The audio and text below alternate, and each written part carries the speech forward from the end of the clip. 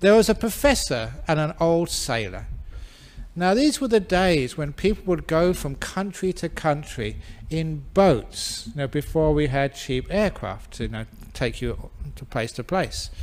So this man, he was going from Sydney to San Francisco to give some lectures, this professor. And the first night on the boat from Sydney, he had his dinner, in the what they ever call it, the galley or whatever, and after a beautiful dinner he went out on deck just to take the air, the first night out on sea, as people do.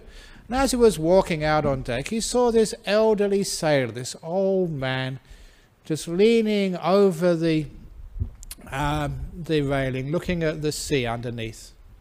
And he decided to have a conversation with this old sailor, because even though this was a simple job, this man must have been sailing the oceans for such a long time. Surely he must have learned something useful. And the professor was always wanting to increase the store of his knowledge, thinking that that was the meaning of life. So he went up to the sailor and said to him, "Old man, how long have you been a sailor?" He said, "Ever since I was a young boy, about 13 or 14. It's many, many years I've been sailing these oceans." He said, "Oh, that's amazing."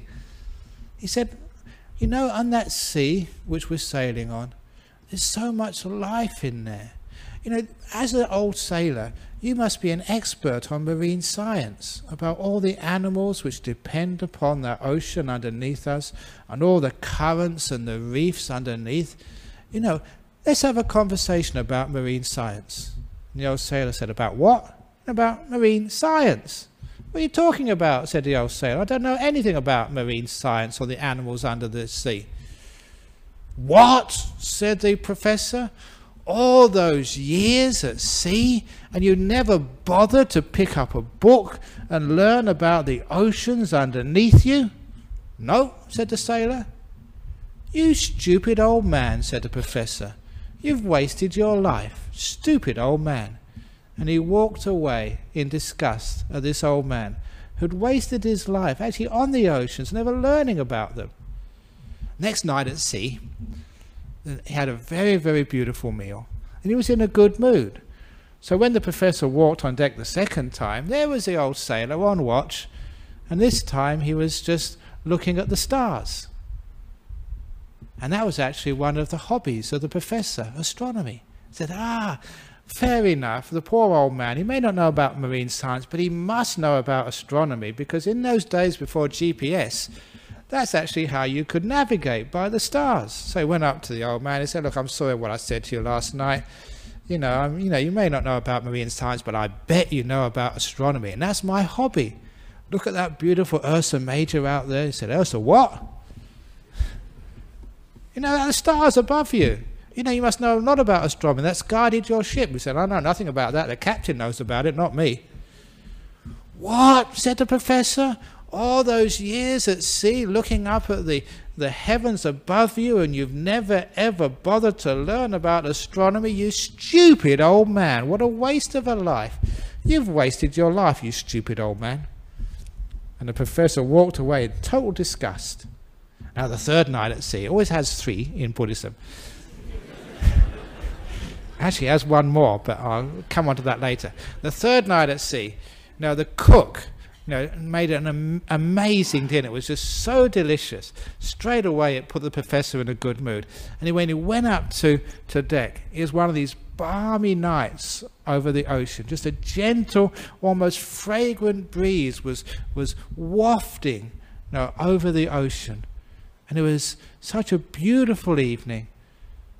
The professor said, "Oh, come on, I'll give this old sailor another chance." Because the professor was a professor of meteorology. And he realized sailors may not know about marine science, or just ordinary sailors may not know about the stars, but they must know about the weather. Because it's the weather, the power of the winds, which drives these ships. And if there's a storm, that could sink the ship. So the weather is one of the most important things for the sailor to understand. So he went up to that sailor and asked him, he said, "Look, I'm so sorry. I was in a bad mood the last 2 nights, and I misjudged you.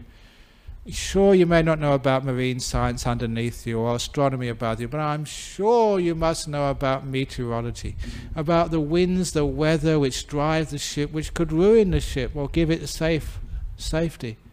Let's talk about meteorology. Meteor what? Said the old sailor. You know, about the winds and the storms. I know nothing about that, said the sailor. I'm just a simple sailor man, that's all. What? What? You stupid old man! You dummy! You nincompoop! All those years, what a waste of a life! You just wasted your whole life, you stupid old man, said the professor, and walked away. And he decided he'd never ever talk to that fool again. Fourth night at sea, he never went to the galley for dinner, because it was one of those nights at sea which were rough, and he suffered from seasickness. You know, putting anything in your stomach would just come out again afterwards. So he stayed in his cabin, and as the night grew later and later, the storm got worse and worse, and in the ship you can actually feel it, because the boat starts to rock and rock and rock, and you can feel the waves bashing against the hull of the ship on the other side of your cabin window. And it was a very rough night, and the storm got worse and worse, and it reached its peak about midnight when he heard this big crash on his... Shut up, dogs. You don't need to get excited. He had this big crash. And he was scared. And after the crash, there was a few moments of silence. And then he heard people rushing and running around outside his cabin door. And in panic, he opened the door. And who was running right outside? The old sailor. And the old sailor paused for a moment. And he looked at that professor and said, Professor, in all your years, have you ever learnt about swimming?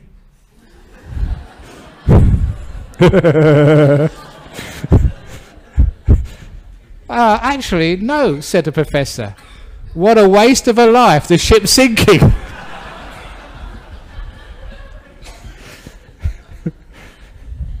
And the moral of that story is, you stupid old professor, it's okay to learn about astronomy or sort of marine science or even meteorology if you're a sailor, but the most important thing to know as a sailor is how to swim.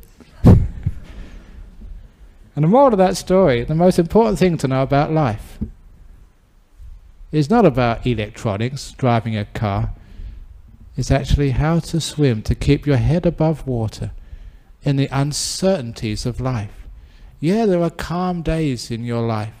There are storms in your life. But have you learned how to swim in case your ship sinks? You lose all your money, your partner leaves you, someone dies, the stock market crashes. If you can't swim, then disappointment will sink you. So what do we mean about swimming? It's very simple.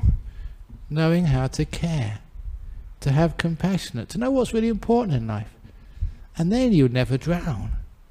Yeah, somebody dies.